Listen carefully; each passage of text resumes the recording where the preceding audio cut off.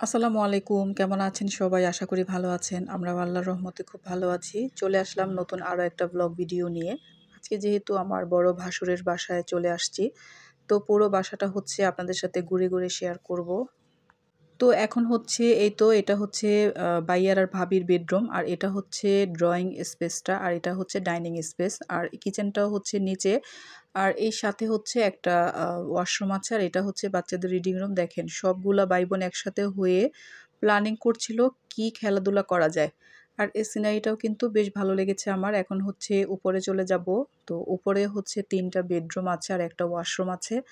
তো ভাইয়ার এই উপরের স্পেসটা কিন্তু আমার কাছে বেশ ভালো লাগে। কারণ এটা হচ্ছে খুব খোলামেলা, খুব আলো বাতাস পাওয়া যায়। আর খোলামেলা বারান্দা দিয়ে কিন্তু হাঁটাহাঁটি করতেও ভীষণ ভালো লাগে। তো এই তো চলে আসলাম। এখানে হচ্ছে আরও একটু ড্রয়িং স্পেস করা হয়েছে।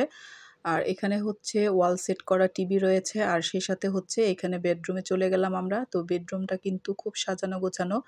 তো ভাবি কিন্তু খুব সুন্দর করে গুছিয়ে রেখেছে। আর বাচ্চারা যেহেতু সবগুলা নিচেই খেলাধুলা করছিল, যেহেতু উপরে আসেনি আর সেভাবে নষ্টও হয়নি। যাই হোক, এই ফার্নিচারগুলো কিন্তু খুব মানিয়েছে এই রুমের সাথে।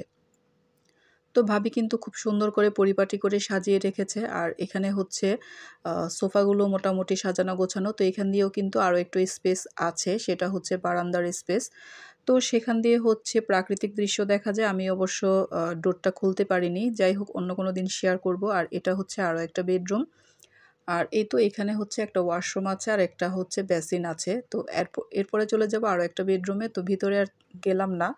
এখন চলে যাব হচ্ছে বারান্দায়। ওই যে বলেছিলাম যে ভাইয়ার বাসার এই লুকটাই আমার কাছে ভীষণ ভালো লাগে। এই তো বাড়ির আ রুমগুলার সাথে যে বারান্দাগুলো আছে একেবারে খোলামেলা। খুবই আলো বাতাস পাওয়া যায়।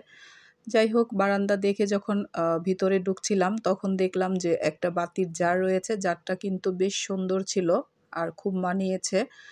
তো যাই হোক, ভাইয়ার এই পুরো বাসাটা কেমন লেগেছে আমাকে অবশ্যই কমেন্ট করে জানাবেন। আর ভিডিওটা যদি ভালো লেগে থাকে একটা লাইক, কমেন্ট এবং শেয়ার করতে ভুলবেন না।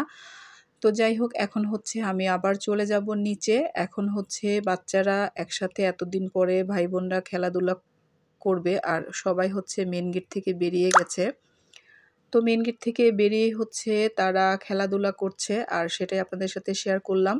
তো এখন হচ্ছে ভাইয়ার যে ছোট মেয়েটা সে হচ্ছে মুড়ি আর গুড় দিয়ে একটা মোয়া বানিয়েছে। মোয়াটা কিন্তু খেতে ভীষণ ভালো লেগেছে। আজকে এই পর্যন্তই। ভালো থাকবেন। আল্লাহ হাফেজ।